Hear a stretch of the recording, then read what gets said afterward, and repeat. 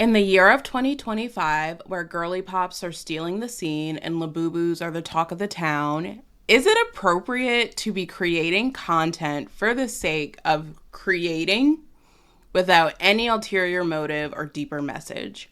Hi, I'm Jazzmyn, host of the Visibility Standard, where showing up and being seen is the standard. And I wanted to drop my first unedited solo episode. I'm going to shorten the word gaps because no one needs to hear me pause for 500 minutes. But part of being visible is sharing your opinions, being transparent, and honestly, being imperfect. Because being imperfect means that you're showing up. You have to show up imperfectly to show up. And if I'm going to support other people in doing that, hell, I've got to do that myself.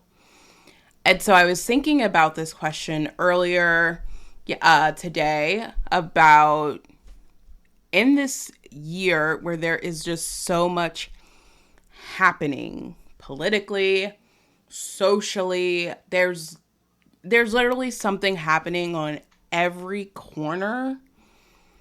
Is it appropriate? Is it okay for people to create content, to consume content for the sake of enjoyment, for the sake of pleasure, without there being any deeper meaning, without needing to address the larger issues that are happening around the world? I want you to brace yourself for my answer. Get your journal out, because my answer is yes. It is completely appropriate. It is completely okay if people want to continue creating content as usual, even with everything that is happening in this world. Here's the thing.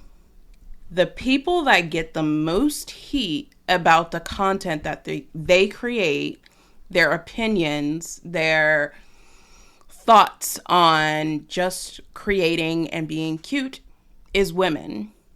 Y'all are so much harder on women in the media space than men. Digest that, sit with that. Women largely take up a lot of the creator economy. They are a lot of voices, influential voices, podcasting, who typically fall within the lifestyle space, who fall within the more fashion, the girly pops, you would call them. And they're creating content for fun. We just had a new pop album come out that was funsies, that was cutesy, that wasn't really addressing anything bigger than their art and themselves. We've actually had a couple girly pops drop their albums, and it has been pure pop genius. And a lot of the commentary around it has been, oh, we can't enjoy that because this is what's happening, or why would you even talk about that right now when there's this thing happening? Yes, and two things can exist at the same time. And I don't know a single movement where art for the sake of art was not being created or consumed, even while really hard times were going on. And I typically see a pretty specific subset of folks who are always making those comments. And I want to say it is not your job to police how people are managing or coping during a very stressful time. It's not even your place to say how marginalized groups choose to cope and enjoy and experience this time. Take the Harlem Renaissance, for example, right around the civil rights movement. Yes, the civil rights movement was happening, serious stuff was happening, and African American musicians and artists were creating spaces to experience joy, to come together, to build community, to have fun, to laugh it off. Woodstock, for example, in response to the war in Vietnam, art for the sake of art, love, community, resisting that we are at war with one another and choosing love and community at a time that was very stressful. Most movements, all movements, have been followed up with artists, creatives, musicians, people continuing to show up in the ways that feel most impactful for them.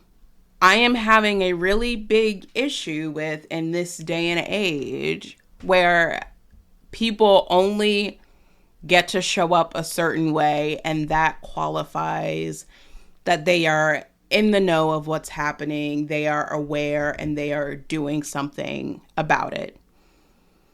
And I think this also comes down to the parasocial relationships that people typically form on social media with folks that they really admire, or artists that they have gotten them through different seasons of life. And there is this assumption that you know what they're thinking, that you know their beliefs, that you know their values, when you only experience one facet of who they are, when you only experience not even a quarter of who they are. And you feel so emboldened to make an assumption, to make an opinion about who they are and where they stand because of what they said or haven't said. I do think in a time where extremist language elicits the most reactions, extreme language elicits the biggest emotional response from people, and that's what we gravitate to, we really should, I think that we could benefit from giving people more grace, giving more people the benefit of the doubt. Not everyone's contribution to resistance will be protesting or speaking directly to what's going on or rioting or anything of that matter. Just because it isn't this strong, in-your-face reaction, it doesn't mean that they're not doing anything. And this is where movements, and this is where people feel disemboldened to do nothing. This is where people feel disemboldened to do something because people are like, oh, you're not doing enough. You're not loud enough. You're not sharing your point enough. And then the people are anxious, are like, well, if I'm not showing up this way, then maybe I shouldn't show up at all. It is going to take all of us. It is going to take everybody's strengths, skills, and talents to the table and saying, what is my contribution to what's going on right now? Is it art? Is it to help people feel good? We get to feel good as people. Life, liberty, the pursuit of happiness.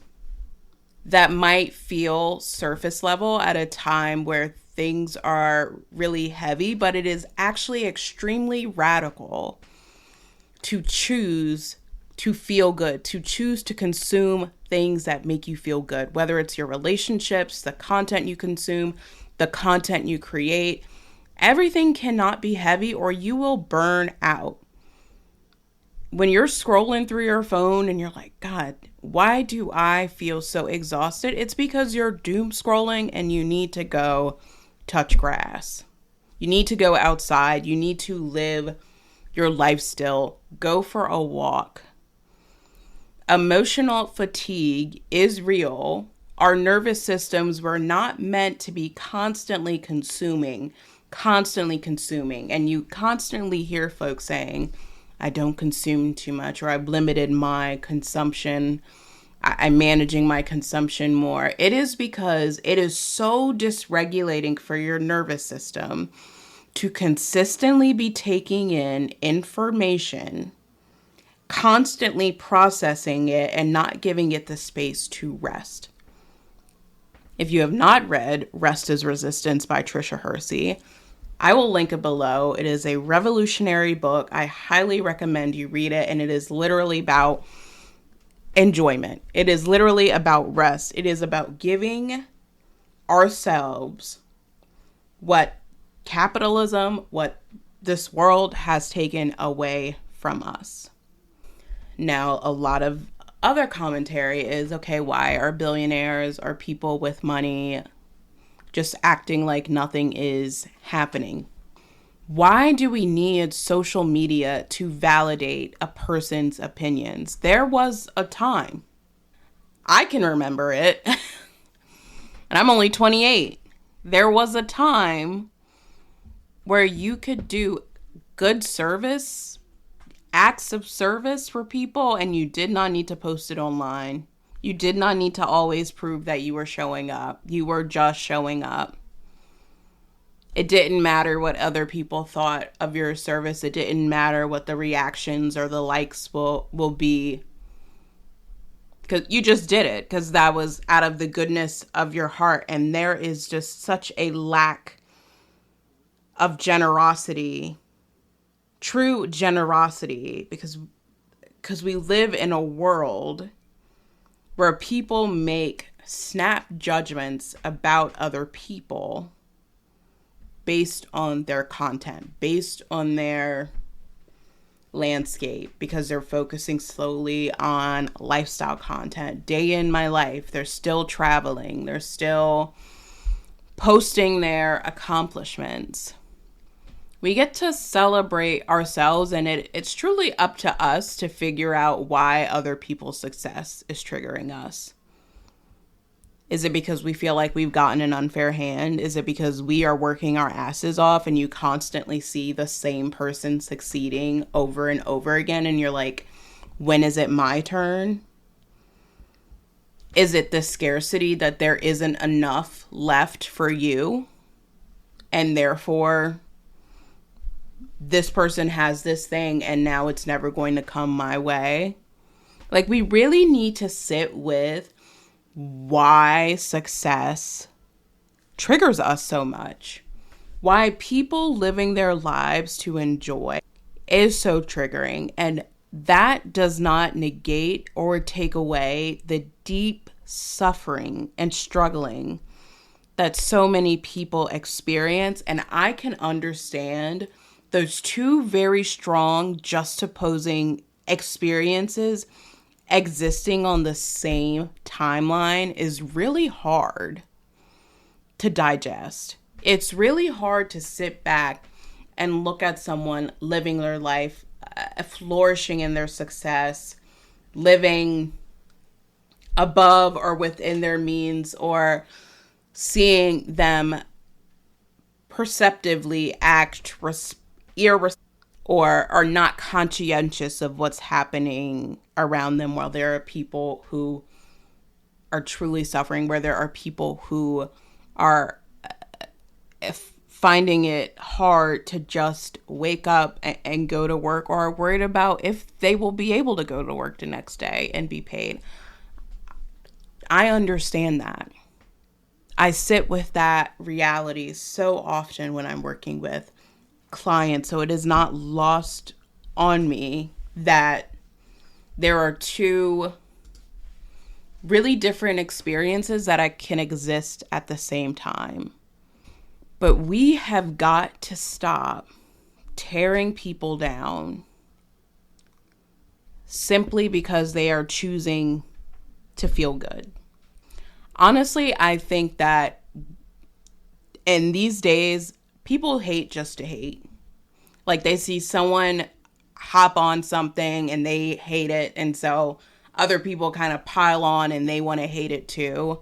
I actually think it's easier to be a hater than to choose joy, than to feel happy for somebody, than to celebrate what somebody else is doing. I think it is easier to be a hater because then we don't have to work with what's underlying in those feelings. We don't have to work with the jealousy. We don't have to work with the shame. We don't have to work with the insecurities that we might be sitting with while we are looking on the outside.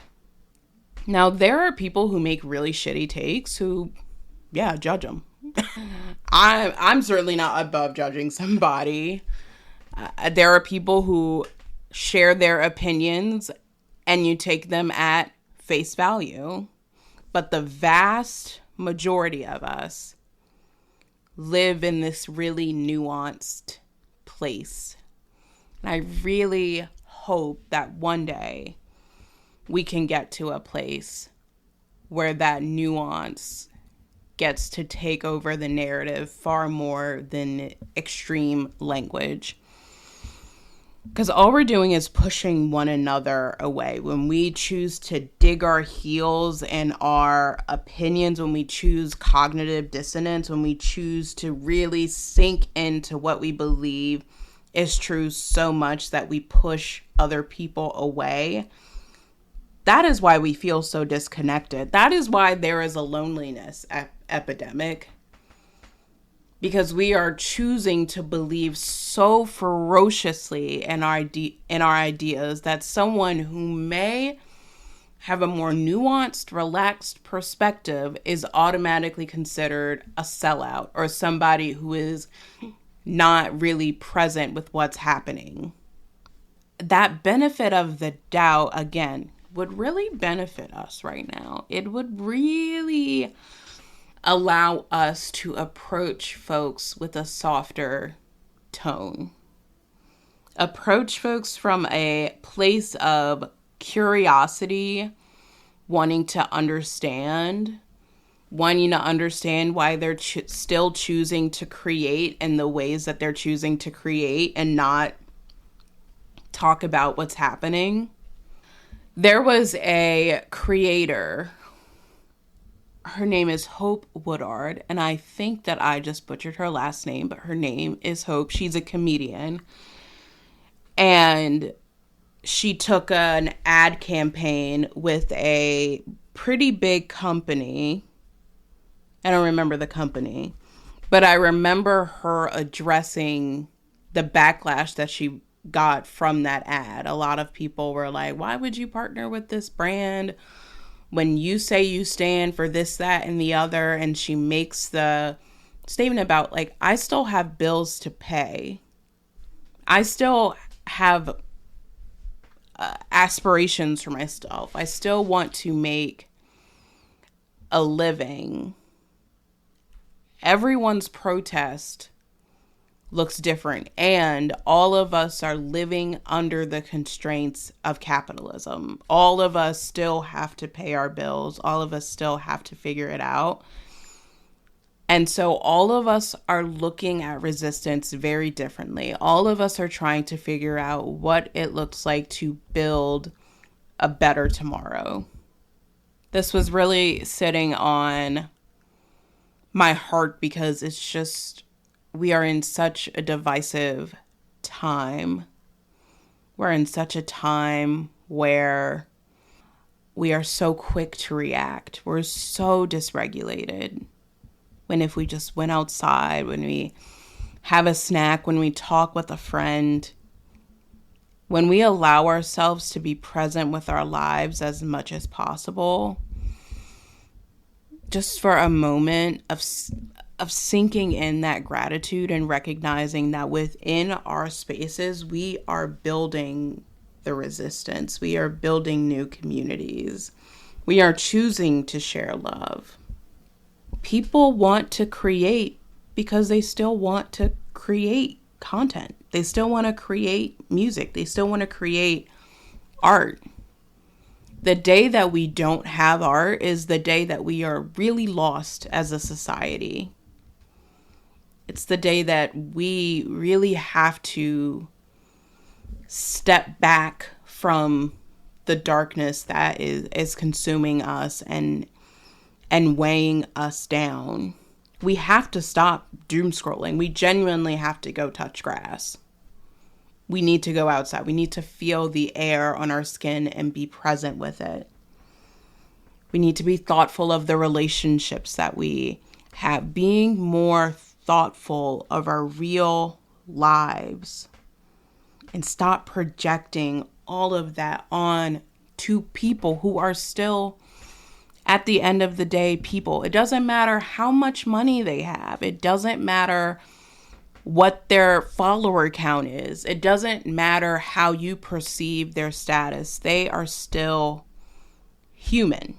And meeting humans with compassion and curiosity and wanting to understand better, from my experience, has always yielded better results than when we're approaching them with criticism or distrust or assumptions that we can't prove or disprove. Unless we can. If you have the evidence, use it, and you make the best informed choice for yourself. But the internet has been off the fucking chain lately. Like, I scroll sometimes and I'm like, we have lost our minds and we're just dysregulated. Like, we are dysregulated, folks. Our bodies are like, I cannot take another hit. I cannot take something else happening. And so we react and we react and we react, and we're just constantly reacting. That's not bringing us closer together. That is not bringing a solution. All that's doing is activating our nervous systems. All that's doing is activating our bodies to a place where we're not going to be able to be present with other people. We're not going to be able to have those important conversations. It's okay to laugh still. It's okay to enjoy. It is so radical to choose joy, to choose rest in a world that wants us to be bogged down. And all of these media, all of this consumption that happens, all that does is disconnect us from our own knowing. It disconnects us from the truly human experience of relaxing and existing without comparison, without jealousy, and reminding ourselves of our inherent worth.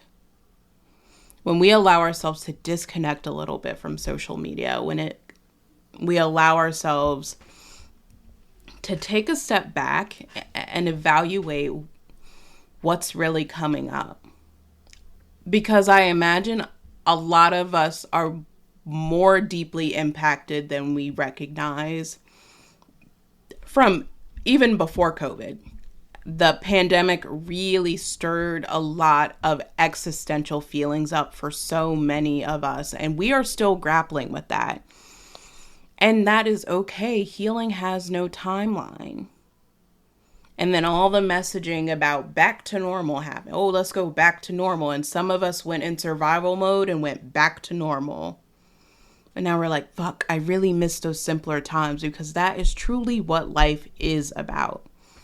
Connecting with loved ones, creating, resting, and being connected with values that run much deeper than really anyone can change.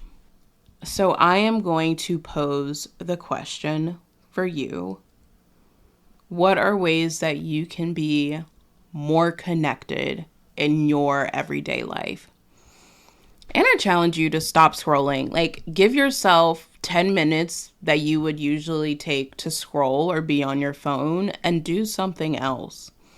Sit outside, sit in silence, journal, read, color, do something else. And then tell me how it feels. You're not going to feel like instant gratification from it, but it's giving your body a break to digest everything, to process everything, and to figure out how to move forward.